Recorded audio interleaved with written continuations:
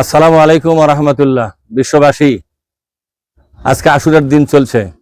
আমাদের সকলকে এই বিষয়ে জানতে হবে যে আশুরা আসলে কি। আশুরা মূলত মুহররমের 10 তারিখ সন্ধ্যা থেকে শুরু করে পরের দিন এই 24 ঘন্টাকে আশুরা বলা হয়।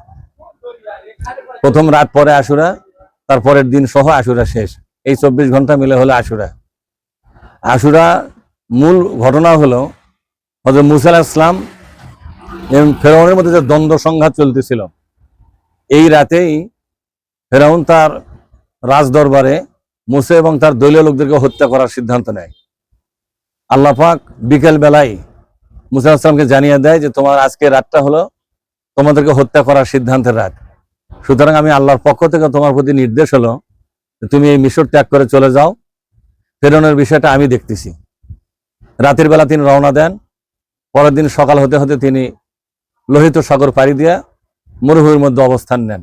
ঠিক এই সুযোগেই ফেরাউন তার দলবল সহ মুসা নবীকে নিধন করার জন্য মুসা নবীর পিছু পশ্চাৎ ধাবন করতে গিয়া লোহিত সাগরের মধ্যে তারা ডুবে মরে। এটা ছিল একটা রাজনৈতিক পরাজয়, ইসলামী শক্তির উত্থান এবং কাফের শক্তির চরম বিপর্যয়। আল্লাহ তাআলা ফেরাউন সহ তার সেনাবাহিনী এবং তার রাজনৈতিক ব্যক্তিবর্গগুলোকে দুনিয়া থেকে নিশ্চিহ্ন করে দিয়ে মিশরকে ইসলামের শত্রু মুক্ত করে মিশর ইসলামের রাষ্ট্র হিসেবে আল্লাহ তাআলা কবুল করেন এবং মুসা ইসলামের জন্য একটা স্বাধীন রাষ্ট্র আগামী দিনে তৈরি হবে তার সম্ভাবনাকে তিনি জাগিয়ে তোলেন। আশুরার সাথে ইমাম হোসেনের শাহাদাতের কোনো সম্পর্ক নাই। দৈব চক্রে হঠাৎ করেই ঘটনাটা আশুরের এই দিনে ঘটেছিল বিধায় মুসলমানদের কাছে মনে হয় যে আশুরার সাথে ইমাম হোসেনের সম্পর্ক আছে। আসলে আশুরার সাথে ইমাম হোসেনের সম্পর্ক নাই।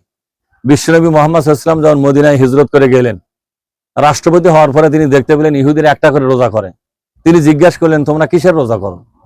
তারা বলল যে এই দিনে মুসা আলাইহিস সালাম ফেরাউনের কবল থেকে মুক্ত হন এবং ফেরাউন ধ্বংস হয়। ফেরাউন ধ্বংসের জন্য এবং মুসা আলাইহিস সালামের বিজয়ের জন্য এবং তার পরিত্রাণের জন্য আমরা শুকরিয়া স্বরূপ একটা করে রোজা করি।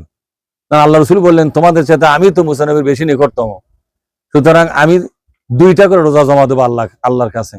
সুতরাং আশুরার প্রতি যারা শ্রদ্ধাশীল, আশুরাকে যারা ভালোবাসেন এবং এই দিনে যারা ইবাদত করতে চায়, আশুরার একটাই ইবাদত, তাহলে 2টা করে রোজা আমাদের করতে হবে। এই 2টা রোজা ছাড়া আর কোনো কাজ আশুরার সাথে সংশ্লিষ্ট নয়। যদি এই রোজা ছাড়া আর কোনো কাজ আশুরার সাথে সংশ্লিষ্ট করা হয়, এটা বেদাত ছাড়া আর কিছু নয়, বরং এটা অতিরিক্ত ইসলামের সাথে সংযুক্ত করা ছাড়া আর কোনো নাম দেওয়ার কোনো সুযোগ নাই। মহাবিশ্বের মালিক আমাদেরকে এই সত্য কথাটি বুঝবার তৌফিক দান করুন। আল্লাহুম্মা আমিন।